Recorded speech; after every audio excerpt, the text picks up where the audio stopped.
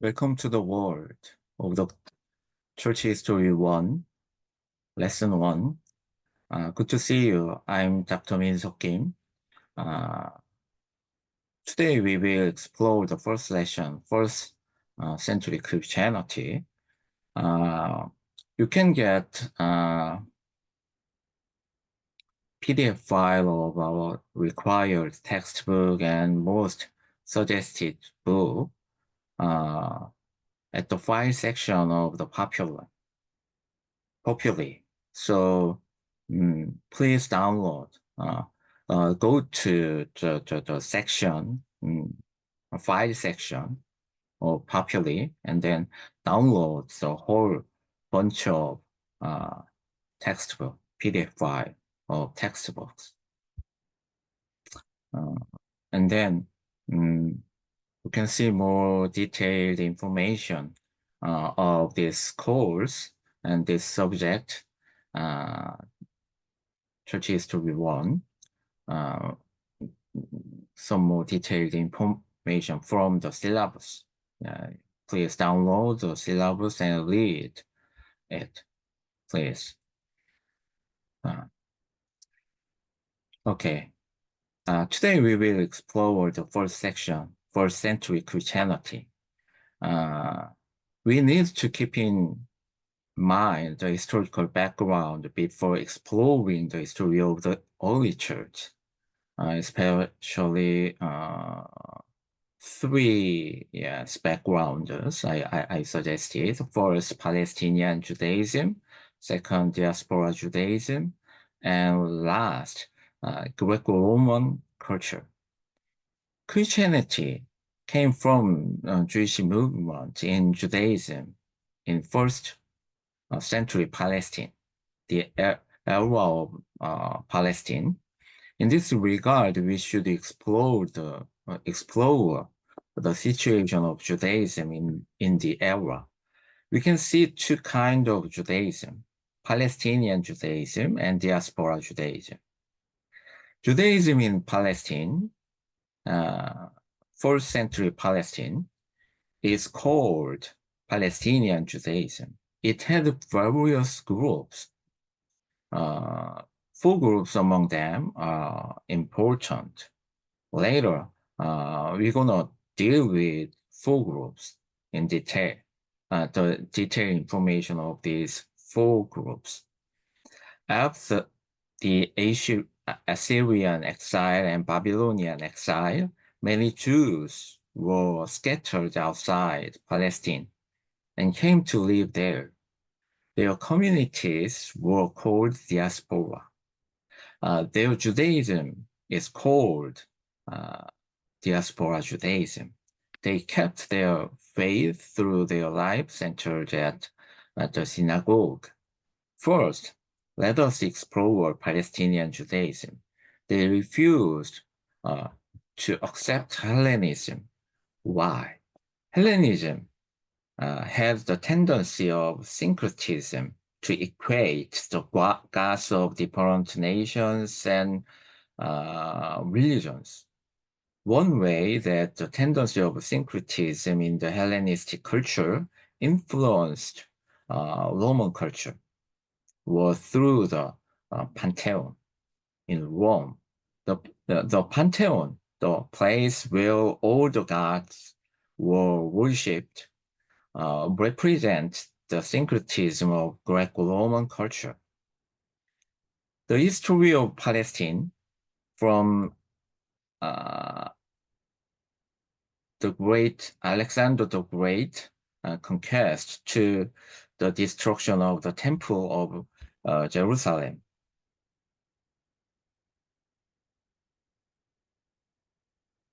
In AD 17 was the pressure of Hellenism versus Jewish fidelity to God and the Jewish tradition.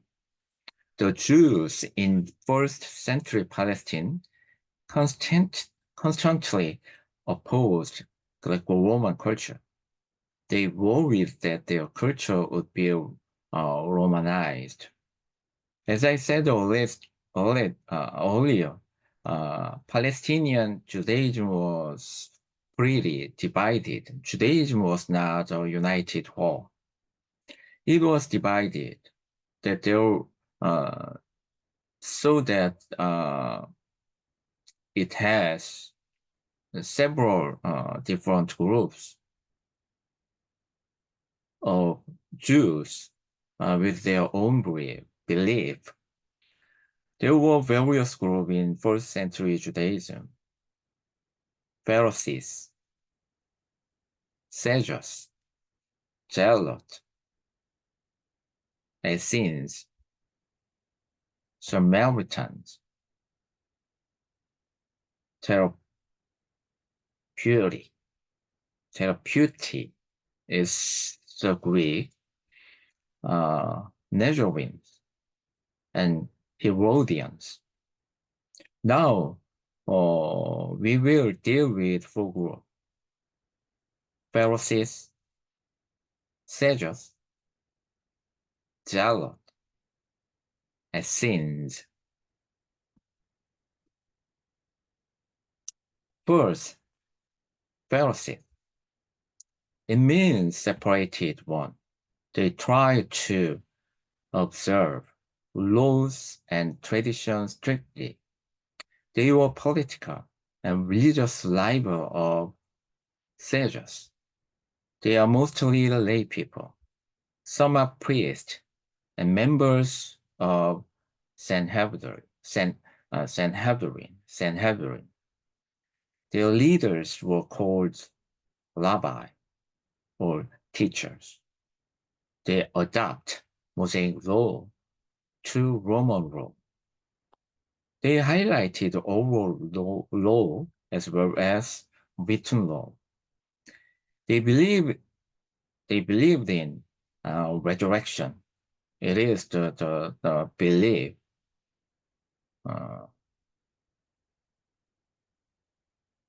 of life after death.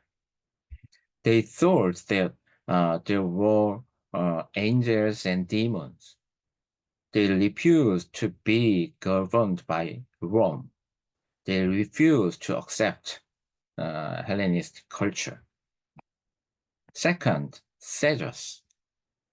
This name may be derived from Zadok, the priest, as meaning the meaning of Sadducees is a righteous one. Sadducees were mainly chief priests of the temple. They were closely associated with the Jerusalem temple and the ruling council of Jews, Sanhedrin. They rejected the validate of oral law and the teachings of Pharisees. They collaborated with the Roman Empire. They did not believe in the resurrection and angels and demons. They were rivals with the Pharisees. They were a smaller elite group, but more influential than Pharisee.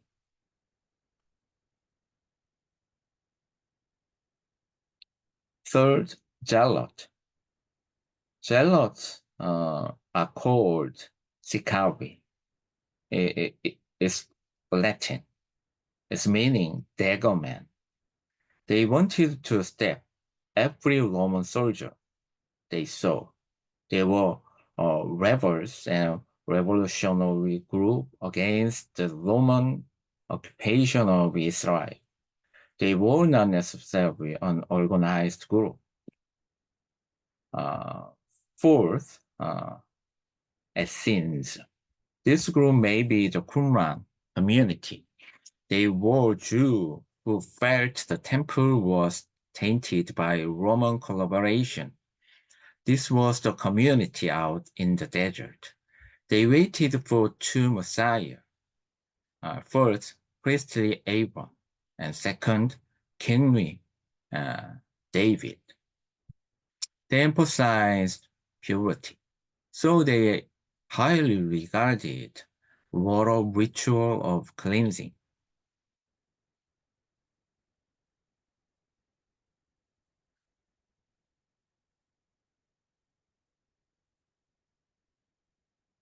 Uh, yes, we explored these four main groups in Palestinian Judaism at the time, but we couldn't say that these were completely different. They had some things in common, despite their varying partisanship within Judaism. They shared ethical monotheistic beliefs and eschatological expectations. What's the ethical monotheistic belief? It comes from their monotheism. God is one. God calls for the right relationship and right worship. Especially the right relationship is mainly related to the relationship with neighbors, which includes the relationship with God. The eschatological expectation is the expectation of waiting for the Messiah. They believe that God's promise to rebuild Israel and make it a nation of peace and justice through the Messiah. Uh, this God's promise would be fulfilled. Yeah. The Palestinian Judaism. Yeah. Regardless of the groups, they believe that God's promise would be fulfilled. Someday, uh, God rebuild Israel and make it uh, a nation of peace and justice by uh, Messiah.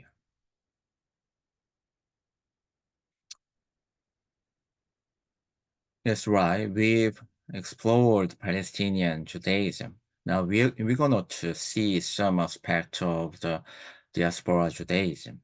Diaspora Judaism began at the captivity period of the Jew. Many Jewish customs and practice developed during the period of the Babylonian captivity.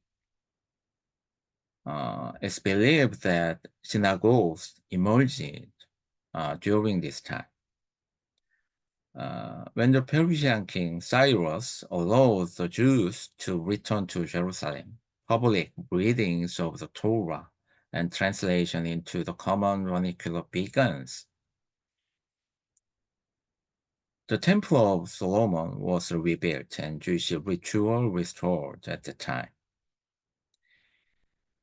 In BC 332, the Persian Empire was conquered by a Greek army under Alexander the Great.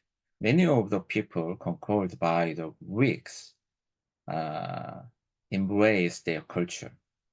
Jews were divided on this as the Greek worshipped many gods because the Greek worshipped many gods.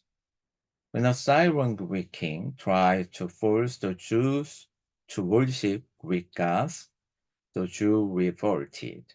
The Jews won and purified the temple.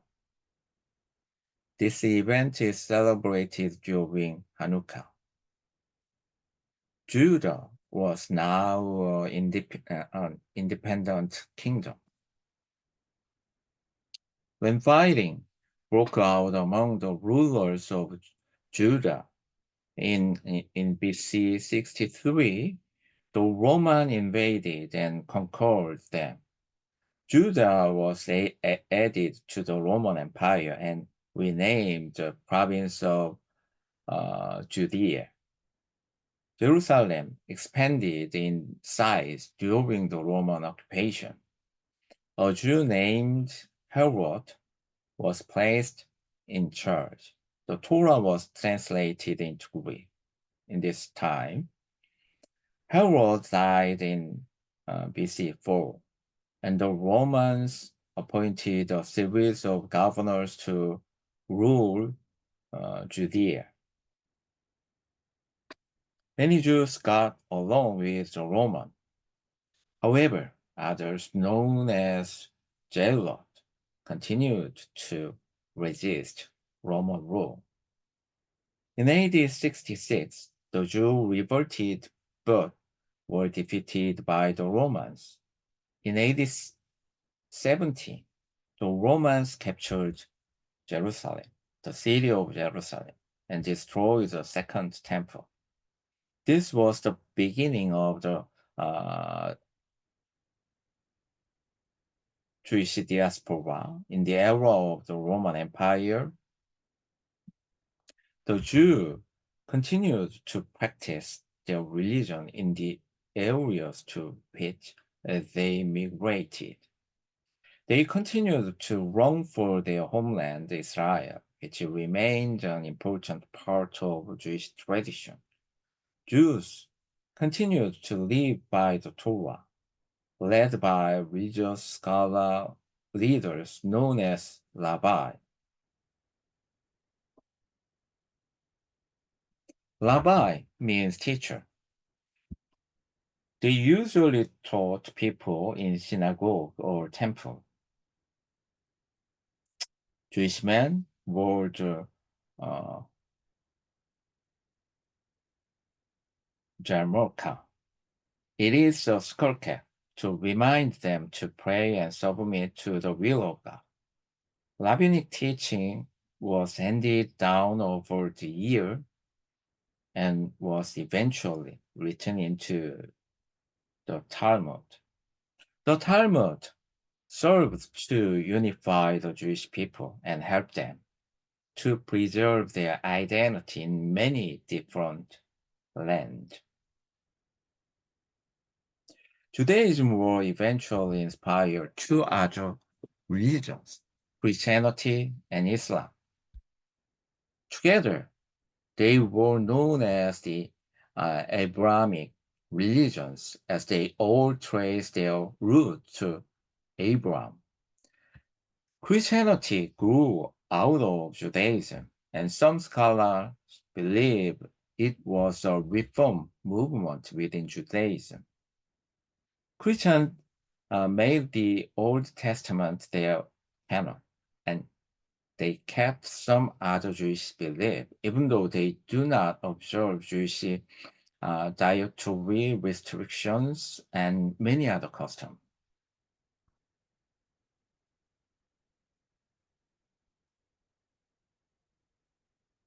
The social and cultural background of the early church era was the Greco-Roman culture. It is the blending of Roman, Greek, and Hellenistic culture. Therefore, when we explore the history of the early church, we have to keep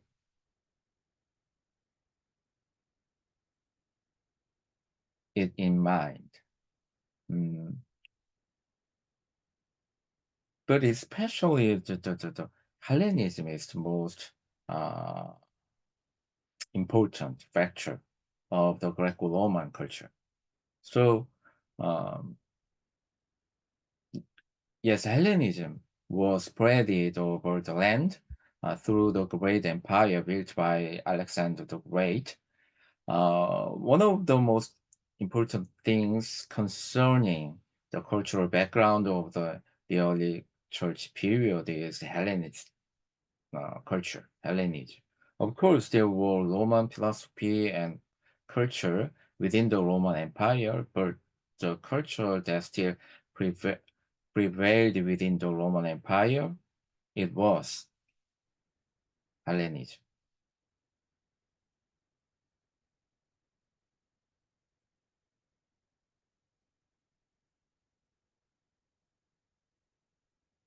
There are some kind of ideas influenced by both.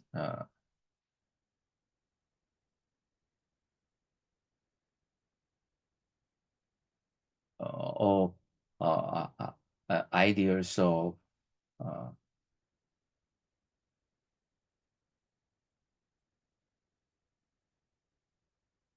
Hellenism. There are some kind of Hellenism, ideas of Hellenism uh, that influenced uh, Judaism and Christianity. The first is the idea of the immortality of the soul. The second is the Platonic cosmology, which is linked to Christianity. So Christianity emphasizes the world of its idea rather than Judaism. Platonic cosmology was negative about the real world and highlighted the apocalyptic expectations. Uh, in terms of religion, the Roman Empire was a polytheistic society. What shows this is the Pantheon, in which the Roman Empire recognized the god of each conquered nations and people. So the empire took the god of conquered nation and people to the temple in Rome to serve them. The Roman Empire had an advanced transportation network, road and sea route. The development of road and sea route greatly helped the spread of Christianity. Roman culture highlighted Plato's philosophy and Stoic philosophy. Platonism is very useful for religions to explain religious ideas because it focuses on the ideal world of idea. Stoicism was not interested in some invisible world. It was interested in the real world and material world. But you need to keep in mind that the central theme of Stoic philosophy as it relates to human is the importance of reason and virtue. The influence of the Stoic philosophy on Christianity is its tendency that Christianity focuses on reason uh,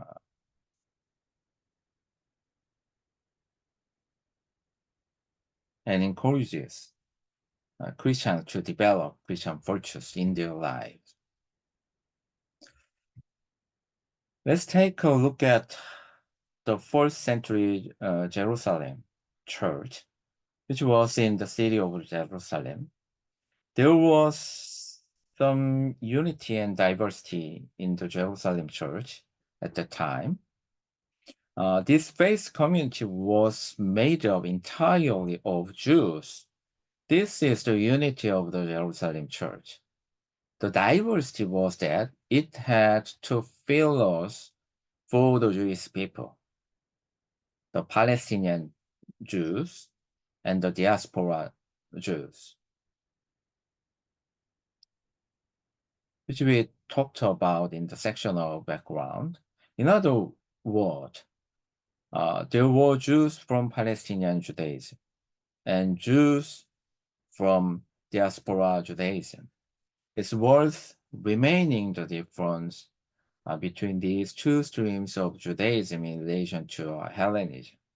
The Palestinian Judaism rejected to accept Hellenism, but diaspora Jews embraced Hellenism.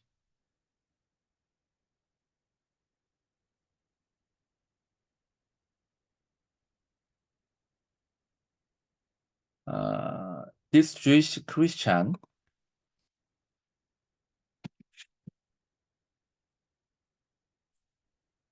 in Jerusalem in the 4th century did not think that they were followers of a new religion. They were convinced that they were a part of Judaism. They just thought that Christianity was the fulfillment of a long anticipated promise uh, of God to the Messiah. They kept the Sabbath and the Lord's Day at the same time. In Jerusalem, leaders of Judaism persecuted those who follow Jesus Christ. Stephen was martyred. Some member of the Jerusalem church went to Antioch and established the Church of Antioch. The Gentile mission began through the Paul and Barnabas sent by the Antioch church. The Apostle Paul became the central figure of the Gentile mission. He is the apostle for Gentile Christians.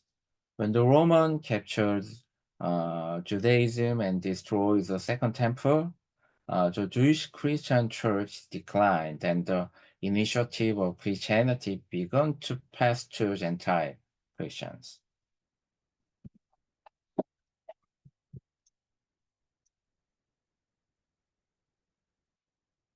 The history of the early church is the history of persecution. Jesus, Paul, Peter had all been executed by the government, and other leaders were similarly dealt with. As long as the church was regarded simply as a sect of Judaism, it was tolerated by the Roman authorities. For its first 30 years, Christianity, like Judaism, enjoyed protection by Roman law. But once Judaism and Christianity began to diverge,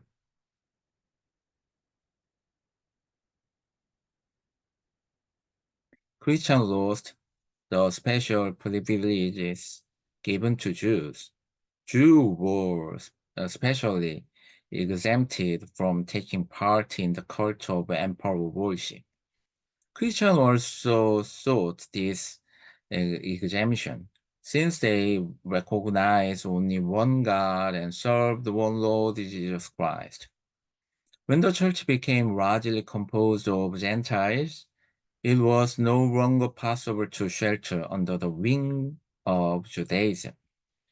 Christians refused to offer a pinch of incense on an altar to the divine emperor. It was interpreted as unpatriotic. In this way, the official Roman attitude toward Christianity became less and less favorable. In the Roman Empire, Christians were subjected to a series of persecution. The first persecution started with a brief and localized persecution in the city of Rome under the Emperor Nero in July AD 64. In the early years of his reign, Nero was said to have been a good and rational ruler of the empire.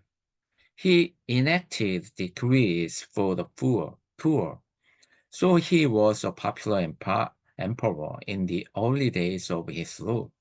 However, he had some delusions of grandeur and spent a lot of money on his to get his own pleasure, especially mm, physical pleasure.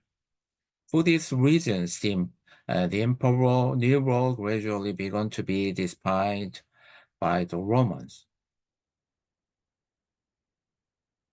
In this situation, uh, a conflo- a conflagration broke out in Rome on 18th June AD 64. The Great Fire lasted for a week. After the fire was put out, there were still remaining fires, for 3 days. The fire lasted for about 11 days, At the time, the city of Rome was divided into 14 districts. 10 districts among 14 were burned down totally. After the fire was completely extinguished, rumors began to spread.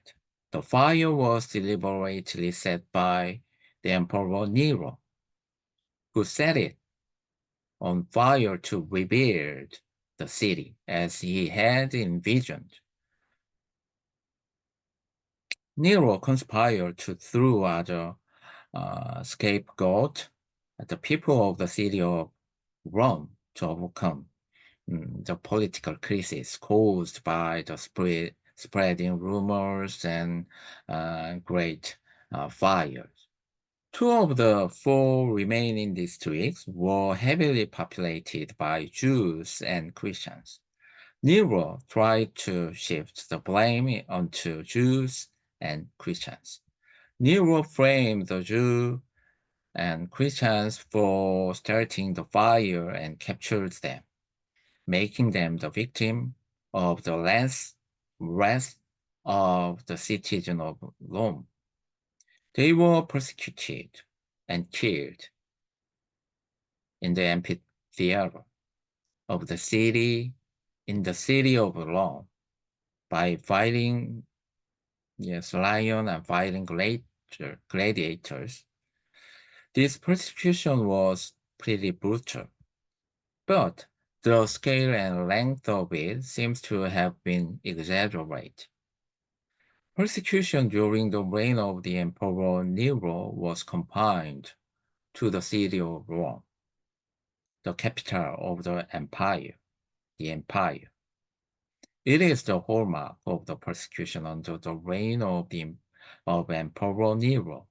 In AD 68, he was abdicated and then committed suicide. The next persecution occurred during the reign of the Emperor Domitian. He loved and respected Roman traditions, so he tried to restore them. In particular, he tried to revive the faith of gods in the pantheon. In the eyes of the Emperor Domitian, monotheism was a great enemy of the polytheistic faith of the Roman Empire.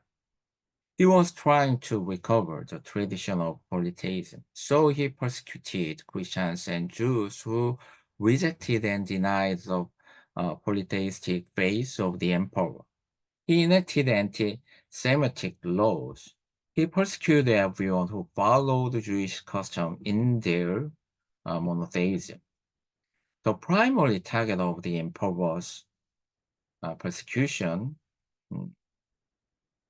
was the Jews. The order of revelation in the Bible was exiled to Patmos Island because of this persecution. Therefore, Revelation, the final book of the Bible, gives evidence of the persecution of Christians in the province of Asia under Emperor Domitian. In AD 96, Emperor Domitian was assassinated in the palace.